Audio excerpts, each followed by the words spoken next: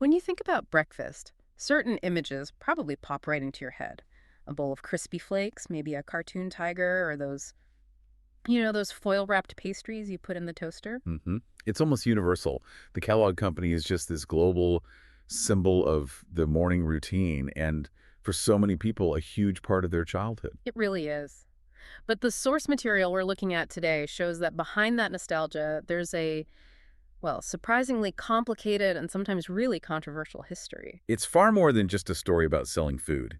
It's really a study in how a company tries to balance this relentless commercial drive with things like public health, ethics, and just the sheer scale of its operations. And that's really the heart of what we're looking at today. We're going to try and trace the whole journey based on the sources you've sent in. We'll start way back with the invention of cornflakes in the 1890s. And bring it right up to the present with the huge corporate split, the labor disputes, and the challenges they faced in the 2020s. Right. And to make it all easier to follow, we've broken it down a bit.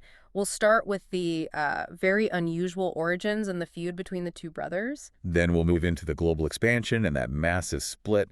After that, how they mastered marketing and pop culture. And finally, the really heavy stuff, the scrutiny and the societal impact that comes with being that big. For me, the beginning is the most fascinating part. The core of it is trying to understand how a company that started with these incredibly strict ideas about vegetarian health reform, born inside a sanitarium, of all places, Yeah. could become this massive multinational food corporation that by 2018 was valued at over $22 billion. That's a huge journey. It's an incredible distance to travel. And what's really clear from the sources is this constant tension throughout the company's whole life. On one hand, you have this amazing innovation creating products that basically define their categories. But on the other hand, that drive for scale and profit leads to some really intense scrutiny. You see it in everything from, huge product recalls and lawsuits to major labor disputes and serious ethical questions about their global supply chain. We really have to look at both sides of that coin. So to really get this, we have to go back to the very beginning, to Battle Creek, Michigan in the late 1800s. And this story, it doesn't start in a boardroom. It starts in a health institution. That's the key context.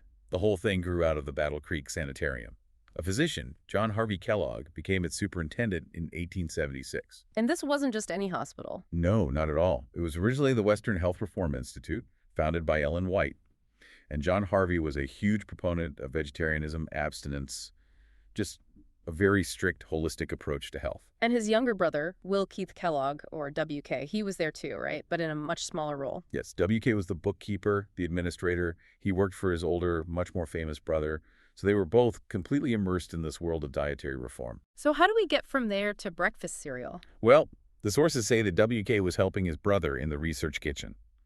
They were constantly trying to improve the vegetarian diet for the patients, looking for something like an easily digestible wheat-based granola. Which brings us to the famous, and maybe slightly controversial, discovery of the cornflake. This was around 1894. Right, and it's very contentious. Who exactly gets the credit is? Yeah. Well, it's debated heavily within the family. John Harvey, WK, even John's wife, Ella Eaton Kellogg, who was a nutritionist herself, they all had a hand in it. The disagreement is really about who had the key idea. But the basic story of what actually happened, the process itself, seems to be pretty well agreed upon. Yes, the accepted version is that it was a complete accident. John Kellogg left a batch of cooked wheat berry dough sitting out. Maybe he got called away for medical emergency, we're not sure, but it was left out overnight. And it went bad. It fermented slightly. And the next day, instead of just throwing it out, WK decided to run this now fermented dough through some heavy rollers. He was still trying to make sheets for a granola. But that's not what he got. No. Because it had fermented, the dough didn't form a sheet. It broke apart into these little delicate flakes. No. And they realized they could bake these flakes and get a really crisp, light, digestible food. That was the moment. That was the aha moment. They started with wheat, but cornflakes turned out to be the better product, more stable. And WK, the business mind, he saw the commercial potential immediately. But his brother, John Harvey, the doctor, he didn't see it that way at all. Not at all. That's where the big falling out happened. John Harvey was all about health reform. He forbid WK from selling the cereal to anyone outside the sanitarium's patients. He saw it as a medical food. Exactly, just a therapeutic product. He thought mass marketing would cheapen his medical reputation. But WK just saw this massive, untapped market. And WK's ambition clearly won. He kept pushing, got his brother to get up the rights, and then on February 19th, 1906, he launched the Battle Creek Toasted Cornflake Company. But the fight was far from over. It actually got worse. John Harvey really resented his little brother's success. So later that year, he sued WK's company. For the right to use their own family name. For the right to use the name Kellogg on a product. He even started his own rival cereal company. And the sources say this legal battle was just brutal. Oh, it was exhausting. It went on for years. The trial itself took a whole month. It wasn't until December 1920 that the Michigan Supreme Court finally ruled in WK's favor. That gave him the exclusive right to the Kellogg name for cereal. That was the moment he truly took control. You can even see the company's identity changing in its name. You can. It starts as the Battle Creek Toasted Cornflake Company. Then in 1909, it becomes the Kellogg Toasted Cornflake Company, as he's asserting his name. And finally, in 1922, just the Kellogg Company. It's a journey from a local product to a real corporate brand. And beyond the family drama, WK was an incredibly effective operator from day one. He was determined to scale this up fast. This is a great story about that. Just a year after he started, on July 4th, 1907, the main factory burned to the ground. A total disaster. So that could have been the end of it. It could have been. Yeah. But WK was relentless. The sources say he had a brand new, bigger factory up and running, producing cereal within 6 months. 6 months. I mean, that's just an incredible turnaround for that time. It shows you his drive. It really does. But maybe the most unique thing about the company's early days was this labor policy WK put in place during the Great Depression. This is one of the most fascinating points in the material, especially when you contrast it with what happened later. In 1931, right in the depths of the Depression, Kellogg's made a huge announcement. What was it? They were shifting most of their factories from a 40-hour work week to a 30-hour work week. 30 hours. That seems like the opposite of what a growing company would do, especially then. It does. But the reason he gave was humanitarian. He said he did it specifically so he could hire an entire extra shift of workers. It was a way to spread the work around more families in Battle Creek during the crisis. A conscious choice to support the community? Yes. Valuing community stability over just maximizing the output of each worker. And it wasn't just a short-term thing. How long did it last? That policy stayed in place until World War II forced them back to full production. And even then, some departments kept it going until as late as 1980. It's just a remarkable piece of their history, especially when we get to the labor disputes of the 21st century.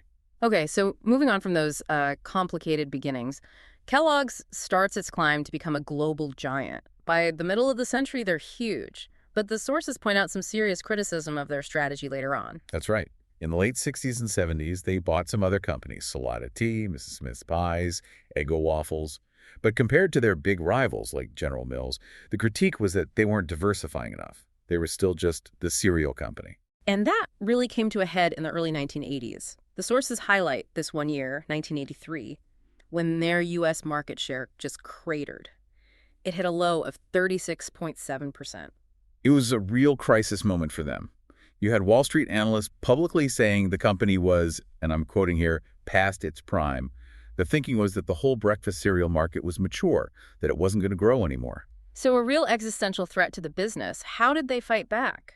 The chairman, William Lamoth, he came up with a pretty revolutionary plan. For decades, their marketing was all about kids. Lamoth decided to pivot and go after the baby boomers, who were then in their late 20s to late 40s. They had to convince adults to eat cereal again. Exactly. And they changed the entire pitch. No more cartoon characters. Instead, they started pushing convenience and nutrition. Low calorie, high fiber, easy breakfast for a busy adult. Precisely. It tapped right into the growing health consciousness of that generation. And it worked. The results were staggering. Within 5 years, cereal consumption in that 25 to 49 age group went up by 26%. So they basically saved their own market. They revitalized the entire category. The U.S. cereal market grew 3 times faster than the average grocery category in those years. And they launched new cereals for adults, like Crispix and Nutri-Grain, to really lock in those gains. So to keep that momentum going, they finally had to move beyond cereal in a big way. This is when the major acquisitions started. This is where they become a true snack food giant. In 2001, they bought the Keebler Company. That brought in brands like Cheez-It and famous Amos cookies. A huge move into the cracker aisle for $3.87 billion. But the one that really changed the game was the Pringles deal. Oh, absolutely. Yeah. In 2012, they bought Pringles from Procter & Gamble. It was a $2.7 billion cash deal. Yeah. And the sources are clear. That single purchase instantly made Kellogg's the world's second largest snack food company. Just behind PepsiCo. Just behind PepsiCo. Yeah. And they kept going. In 2017, they bought Arx Bar, the protein bar company, for over $650 million. These weren't small moves. They were fundamentally changing what the company was. And that led to this massive global scale. They're in over 180 countries now. I mean, the logistics of that are just hard to imagine. The footprint is enormous. You have the historic HQ in Battle Creek, but then major corporate offices in Chicago, in Dublin for Europe, in Shanghai for Asia. And the production volume is insane. Their biggest factory is in the UK at Trafford Park. And that one factory. That single factory makes more cornflakes than any other plant in the world. But operating on that global scale brings some really strange, unique problems. The sources had a very striking example of this from Venezuela in 2018. It's a really powerful example of geopolitical risk. In 2018, because of the economic crisis there, Kellogg's just shut down its operations in Venezuela, pulled out completely. The government stepped in. Immediately. The Venezuelan state, under Nicolas Maduro, took over the factories. They were just seized. Essentially, yes. And then, a little while later, Kellogg's cereal boxes started showing up on shelves again. But they were different. They had the Kellogg's logo and the mascots, but also the Venezuelan flag and a political motto from President Maduro. What was the motto? Juntos todo es posible. It means together everything is possible. Kellogg's, of course, considered it a completely illicit use of their brand and threatened legal action. It just shows how you can completely lose control of your own brand in certain situations. Which brings us right up to the most dramatic event in the company's recent history, the decision to split itself in two. Yeah, after a century of building this massive, diversified company, they decided to break it apart.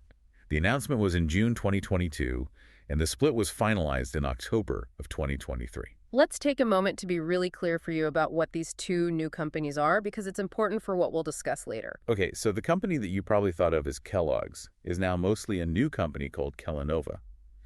This new entity got about 80% of the old company's sales, around $11.4 billion. And what do they sell? They are the global snacking business. So Pringles, Cheez-It, Keebler. They also kept the international cereal business, and their headquarters is now in Chicago. They kept the old stock ticker symbol, K. So what's left in Battle Creek? What happened to the original cornflakes business? That is now a separate company called WK Kellogg Co. They are the keepers of the original cereal business, but only in the U.S., Canada, and the Caribbean.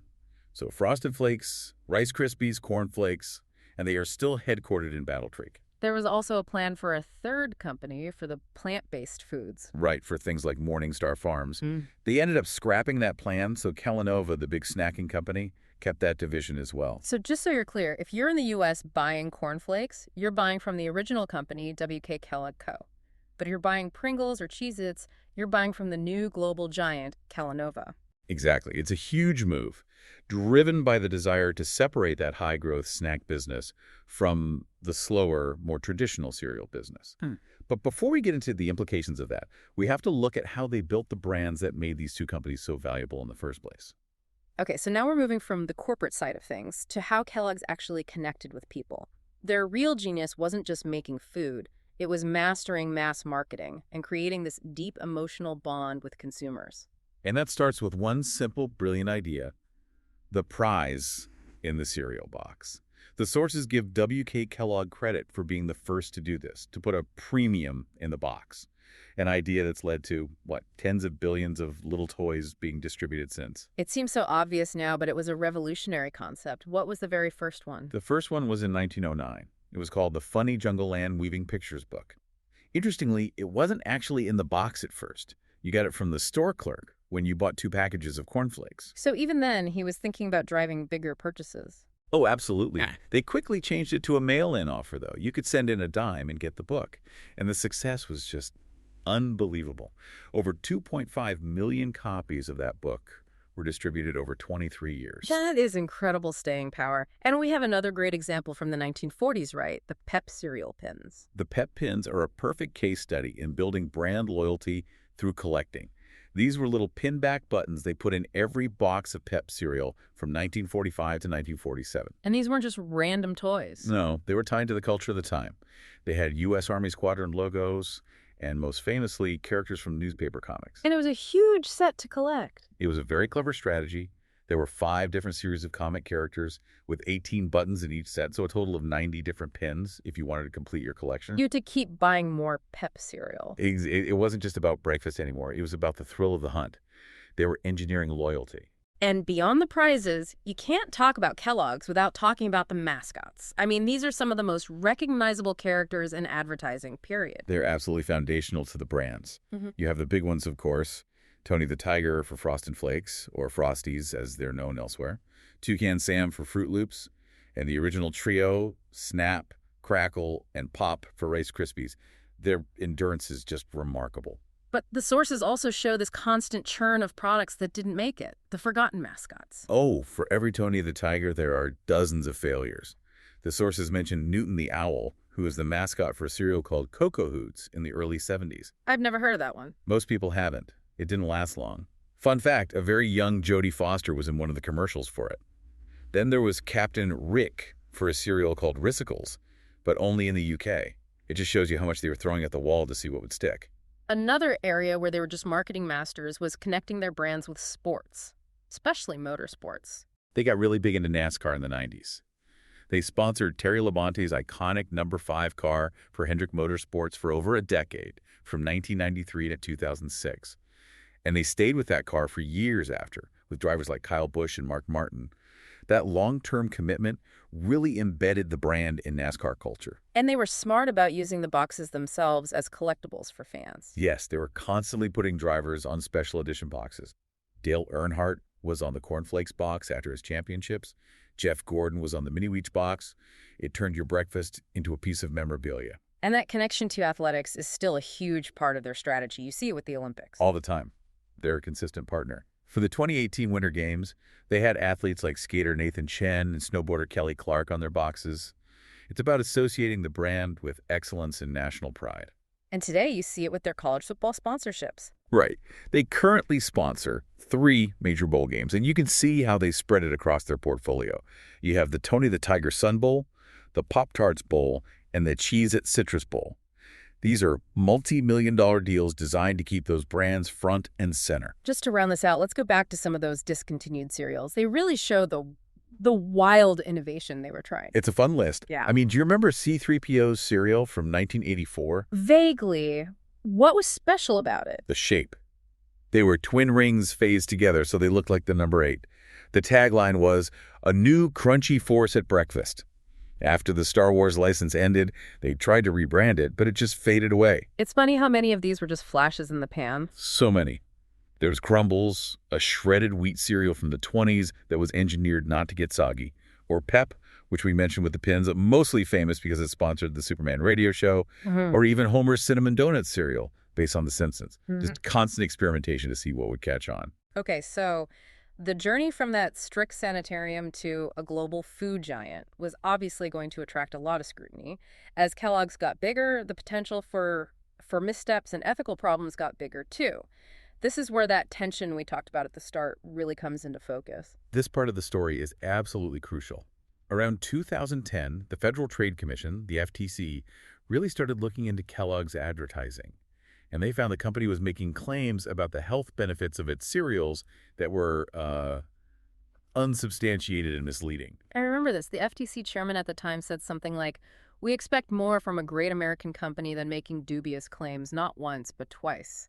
What were the claims that got them in trouble? Well, there were a couple of big ones aimed at parents. First, they were claiming that Rice Krispies could benefit a child's immunity. The FTC found no real scientific basis for that. And the other one was about frosted mini wheats. Right. They had this campaign claiming that eating frosted mini wheats could improve a kid's attentiveness by nearly 20%. Again, the FTC challenged the science behind that very specific number. Kellogg's eventually settled, and while they stood by their research, they agreed to change the wording. And the scrutiny didn't stop with nutrition claims. They've faced lawsuits from consumers about what's actually in the food. especially Pop-Tarts. Yes, there were two big class action lawsuits around 2021 and 2022. One of them argued that the strawberry-flavored Pop-Tarts didn't have enough actual strawberries in them. What was in them instead? Mostly apples and pears, according to the lawsuit. Now, a judge did end up dismissing that case, but it just shows you how closely people are looking at labels now. And the second lawsuit was about chocolate fudge. Correct. Someone sued because the frosted chocolate fudge Pop-Tarts didn't contain what they considered to be real fudge ingredients like milk or butter. Yeah. They argued it was fraud. How did the court see that? The judge in that case also dismissed it, basically saying that a reasonable consumer shouldn't expect a shelf-stable toaster pastry to contain the same ingredients as traditional fresh fudge. It's an interesting legal line to draw. Now we have to move to a much more serious topic. Product safety and major recalls. The 2010 cereal recall was a huge deal. It was a massive event. On June 25, 2010, they had to voluntarily recall 28 million boxes of cereal. Big brands, too. Apple Jacks, Corn Pops, Fruit Loops, and Honey Smacks. And what was the reason? There was an unusual and very foul smell and taste coming from the liners inside the boxes, and it was making people sick. The sources confirm people did get sick from this. They did. Yeah. Kellogg's confirmed about 20 complaints, with 5 people reporting nausea and vomiting. People said the cereal tasted waxy or metallic or like soap. It's a truly distressing situation for anyone who was affected by that. A major failure in the supply chain. And did they figure out what caused it? The chemical they suspected was something called 2-methylnaphthalene. It was a chemical used in the paperboard liners of the packaging. And this is where the story gets even more concerning. Why is that? What's the context for this chemical? Well, the sources make it very clear that very little is known about its effects on human health. The FDA had no data on it. And even worse, the EPA, the Environmental Protection Agency, also had no health and safety data on it, even though they had been asking the chemical industry for that data for 16 years. So let me get this straight. A chemical that made people sick was in the packaging for millions of boxes of cereal eaten by kids, and our own regulators didn't have basic safety information on it. That is the staggering reality of the situation. The sources note that this chemical is a component of crude oil, and it's related to naphthalene, the main ingredient in mothballs, which the EPA says is a possible human carcinogen. The fact that a chemical like that ended up in the food supply is a massive systemic failure. The recall itself must have been a logistical nightmare. It was huge. They offered full refunds, and you could identify the bad boxes by the letters KN after the use-by date. It was only in the U.S., thankfully. And then it happened again just 2 years later. Yes, in 2012, there was another recall, this time for frosted and unfrosted mini-wheats. The concern was that fragments of a flexible metal mesh from the manufacturing equipment could have gotten into the food. Beyond consumer safety, the sources detail some really significant human rights and labor problems. Let's start with the palm oil issue from 2016. This gets to the heart of corporate responsibility in a globalized world. In 2016, Amnesty International released a really disturbing report about one of Kellogg's palm oil suppliers, a company called Wilmar International. And what did the report allege? The report accused Wilmar of profiting from horrible human rights abuses. This included using child labor, with kids as young as 8 years old, and forced labor on its plantations. That's incredibly serious. It is. The report also detailed workers suffering severe injuries from toxic chemicals, like the banned pesticide paraquat, and facing extortion and threats. It's a truly awful set of circumstances for those workers. How did Kellogg's respond to these findings? Amnesty International was very critical of their response. Kellogg said it was hard for them to know what was happening because of issues with traceability in the supply chain. They said they couldn't track the oil back to the specific bad plantations. Right. And Amnesty's director basically called that mealy-mouthed excuses and said that a company like Kellogg's can't just claim ignorance when abuses that severe are in their supply chain. And the labor issues weren't just overseas. We have to talk about the big strike in the U.S. in 2021. This was a major conflict. About 1,400 employees at 4 U.S. plants went on strike in October 2021. They were fighting for better wages and working conditions. But the main sticking point was the company's plan for a 2-tiered wage system. Explain what that means. It means that new employees would be on a permanently lower pay scale with fewer benefits than the veteran workers. It creates a lot of division. And the negotiations got very hostile very quickly. At one point, Kellogg's threatened to move the jobs to Mexico. And then things escalated even further. They really did. After the union members rejected a tentative deal, Kellogg's announced it was going to fire all 1,400 striking workers and hire permanent replacements. That caused a huge public backlash, with calls for a boycott all over social media. The idea of permanently replacing those workers was seen as a very aggressive move. How did the strike finally end? After 77 days, the workers approved a new agreement in December 2021. The deal reportedly improved the two-tiered system and offered better raises. But it was a long, bitter fight. Lastly, the sources show Kellogg's taking public stances on a few political and social issues, which we should report on impartially. We can see 3 clear examples. On GMO labeling, they initially spent about $2 million fighting a California proposition that would have required it. But later, under public pressure, they changed their position and promised to label all GMO products by 2020. So a complete reversal on that. What about climate change? On that issue, they publicly urged the U.S. president in both 2014 and 2016 to support the Paris Climate Agreement. So they positioned themselves as being environmentally conscious on a global scale. And finally, their position on voting laws. Right. They donated to groups that opposed restrictive voter ID laws. And separately, they made the decision to pull their advertising from the Breitbart News website, saying it didn't align with their corporate values. Yeah. That, in turn, led to Breitbart calling for a boycott of Kellogg's, which just shows how quickly these corporate decisions can become polarized today. So we've covered a lot of ground here. When you look at all the source material together, you see that the story of Kellogg's is really the story of American corporate history in miniature. It really is. It starts with this moment of pure invention tied to a very strict ethical code. Then it masters marketing, expands globally, and then has to face all the intense scrutiny that comes with being that powerful. And the sources really detailed that constant struggle between growing the market and being a responsible company. We saw it in the 2010 chemical recall, the human rights issues in the supply chain, and that really tough labor strike right here in the U.S. It's this ongoing negotiation between profit and ethics. So we want to leave you with one final thought to consider based on that huge corporate split we discussed. Kellogg's is now 2 separate companies, Kellanova for snacks and international cereal, and WK Kellogg Co. for the original North American cereal business. So here's the question.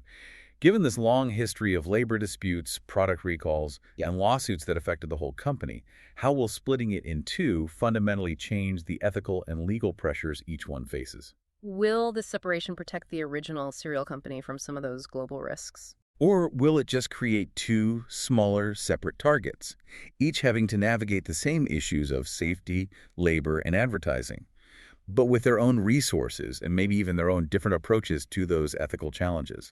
It's something to think about the next time you see one of their boxes on the shelf. Thanks for listening.